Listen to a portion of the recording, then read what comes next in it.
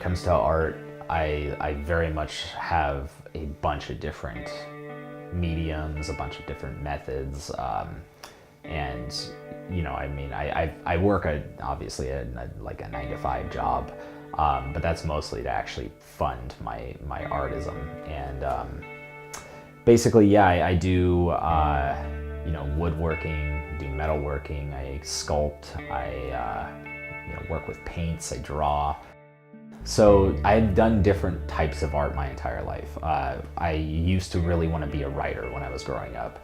And so I was writing, book stories that were obviously written by a kid. And then, as time went on, I liked doing things like poetry. I wanted to be an English teacher. And then suddenly I just kind of lost that want. And so I switched over and started doing things like painting and started just really pursuing different types of that sort of stuff. And I would do it on and off. I work with multiple different mediums, and I even remember going in and a lot of the art that I've made in the past, in terms of before I became like an official independent artist, were actually gifts and stuff like that, for my parents or something like that. So I remember even being in school and making candles for them, which my mom appreciated. My dad was like, I don't need a candle, but okay. I made my ex-fiance a ritual staff, and she absolutely loved it and still has it and stuff like that, which is nice. And she's still a really good friend of mine, so that's also nice. I had just been watching a bunch of different Egyptian documentaries, and I've always been moved by that culture. I remember being in 3rd grade and my parents went to parent-teacher conferences, and they were just like, my teacher was like, can you get him to talk about something that isn't Egypt? And my dad was like, well, at least he's interested in something, and blah, blah, blah. And he started going off the handle because he's fucking psychotic. I spent a lot of my life not doing art. A big reason for that being is that my family upbringing and things like that, they kind of dissuaded me from doing that, because it wasn't considered a quote-unquote manly pursuit.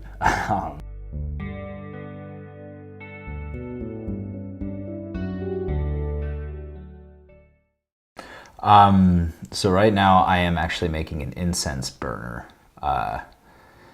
It's gonna have a 3-point thing so that it is able to draw energy from a bunch of different things. This is the one of the classic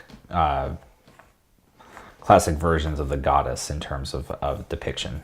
So the goddess is essentially, the way I see it is just there's a huge amount of different cultures that believe in patron goddess, or essentially what like the Greeks would say is Mother Gaia, which is who birthed the world. Basically, a lot of people over time have viewed mothers as the bringers of life. Reason being is just because, clearly they house life in their wombs. Is a classic depiction of the goddess. Hands are always overhead, and there's always this swirl which symbolizes the womb, but that's also the womb is the symbol of life. Like a big problem that I have with a lot of this, a lot of how these pictures are modern times, is how overly sexualized they are. You always get the super, super tight waist that comes into like right here, and it's just like, terribly super sexualized. And so I try and make it look a little bit more, realistic in that regard.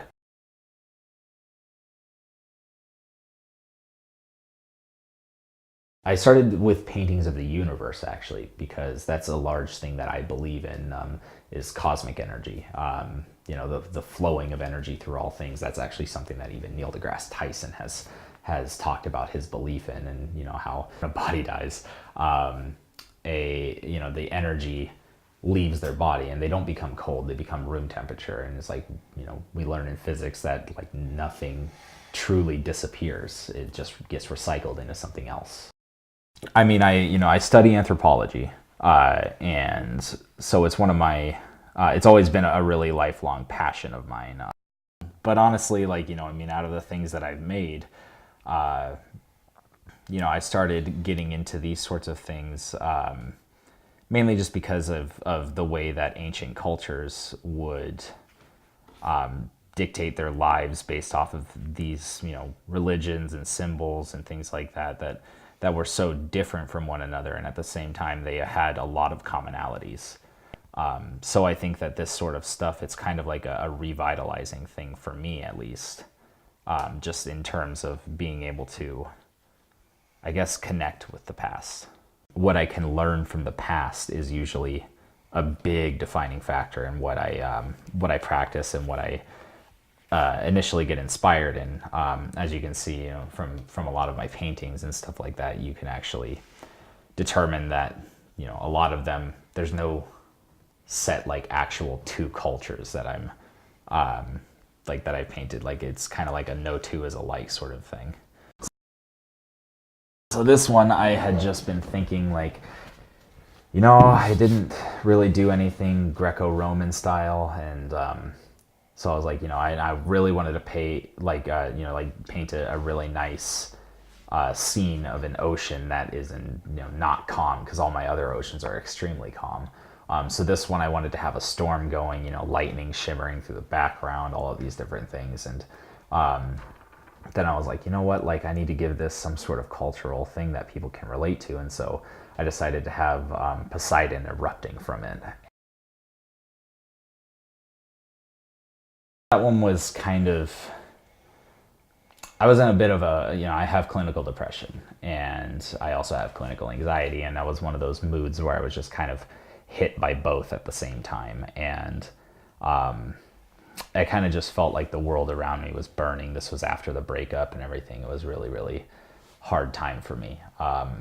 And, I spent a lot of days just kind of moping and, being in, feeling like I was on fire, like the world around me was just burning. And the thing is, I wanted to capture that the ember is a person that's sad, and that they're hurting very, very badly. And I wanted the caption underneath it, because it's not finished yet, to say, in a world on fire, must we be the tinder.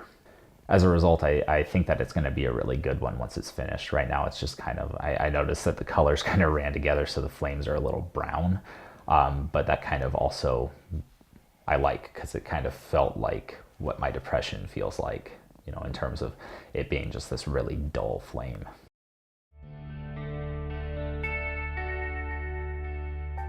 And is doing art, is that therapeutic for you? Oh, absolutely. Multiple different therapists have recommended that I keep doing that.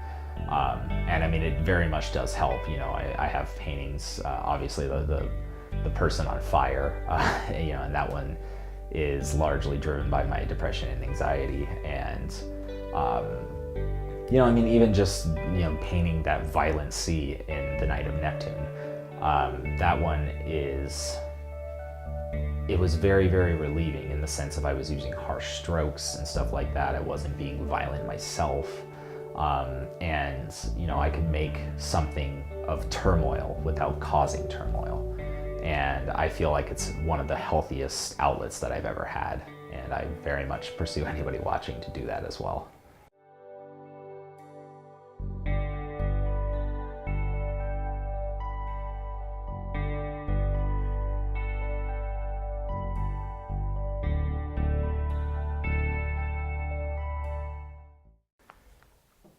So,